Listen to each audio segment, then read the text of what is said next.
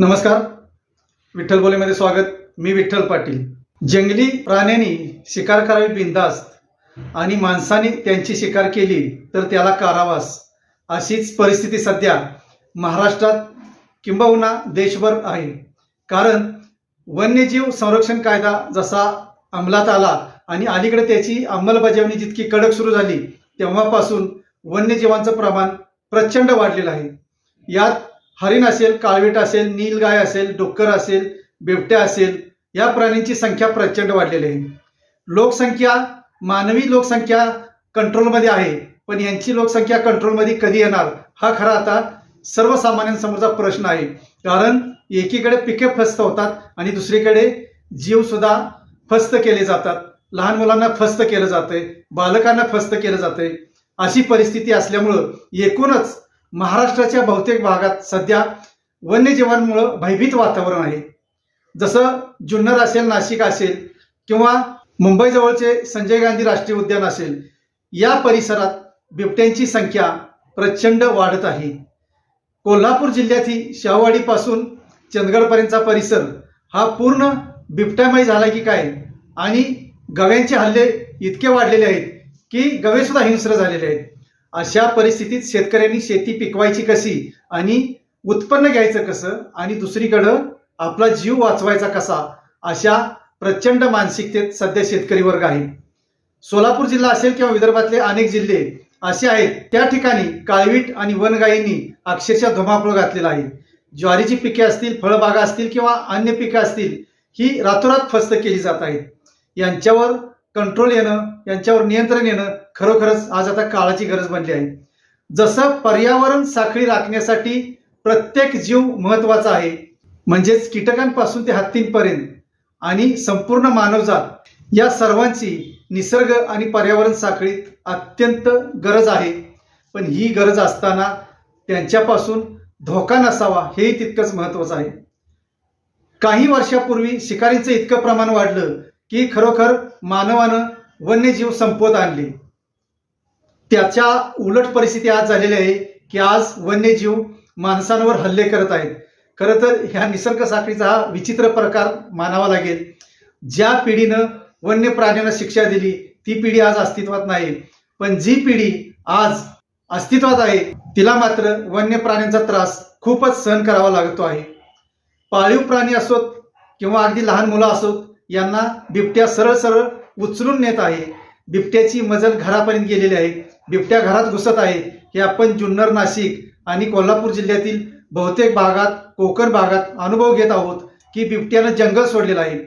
बिबट्या आता सिमेंटच्या जंगलांचा आसरा घेत आहे. बिबट्या आता उसाचा आसरा घेत आहे, कारण त्याला या परिसरात सहज आणि सोप्या पद्धतीनं अन्न मिळत आहे. कुत्री असतील, मांजरं असतील किंवा अगदी थेट लहान मुलं असतील, हे बिबट्याचं भक्ष्य बनलेले आहेत. हा सर्व प्रकार खरोखरच चिंताजनक आहे. वन्यजीव संरक्षण कायदा जितका महत्वाचा आहे तितकाच आता वन्यजीव संख्या नियंत्रण कायदाही अंमलात आणण्याची गरज आहे. अर्थात हा कायदा आहे, तो कायदा म्हणजे बिबट्या असेल किंवा वाघ असेल किंवा अगदी गवा असेल, यांच्या माद्यांची नसबंदी करणं. ही नसबंदी केली तरच ही संख्या आटोक्यात राहणार आहे आणि माणसांवर होणारे हल्ले थांबणार आहेत.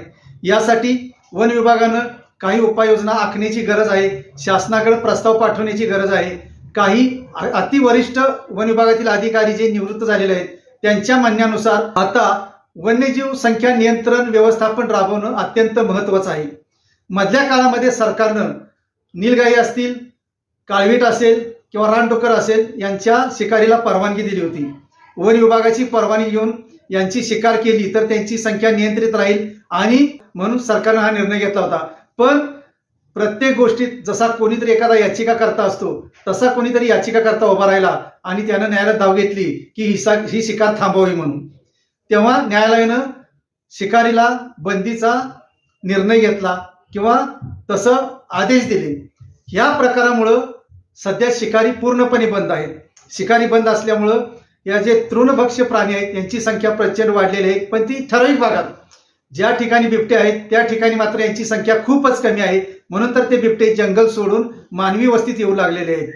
एकीकडे हा प्रकार आहे, त्यांची संख्या नियंत्रित केली पाहिजे, यासाठी ठोस पावलं उचलण्याऐवजी मात्र सरकार असो किंवा वन विभाग असो यांच्याकडून वेगळेच पर्याय पुढे येत आहेत की हत्ती असेल, गवा असेल यांनी जंगल सोडून शेती क्षेत्राकडे येऊ नये म्हणून चर मारणे असा एक नवीन प्रकार शोधला गेला आहे.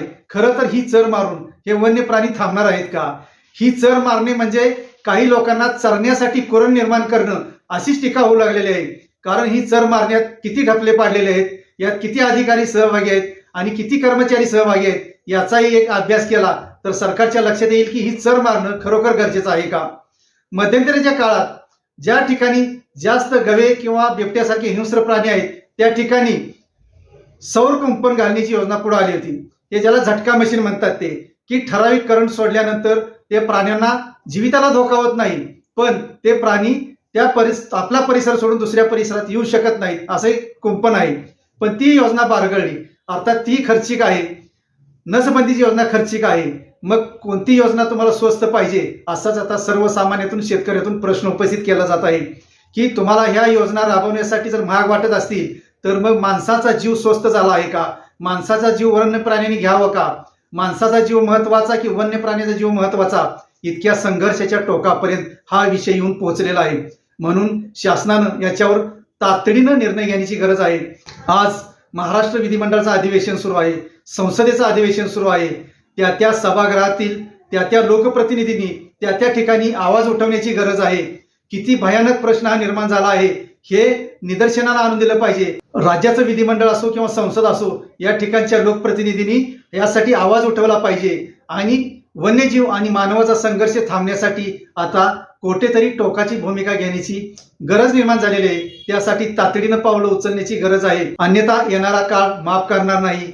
वन्यजीव आणि माणूस याच्यातील संघर्ष जेव्हा तीव्र होईल तेव्हा शिकारी थांबवता म्हटला तरी तुम्ही त्या थांबू शकणार नाहीत आणि पुन्हा पर्यावरण अथवा वन्यजीव आणि माणूस ही जी काही साखळी आहे ती नष्ट व्हायला वेळ लागणार नाही.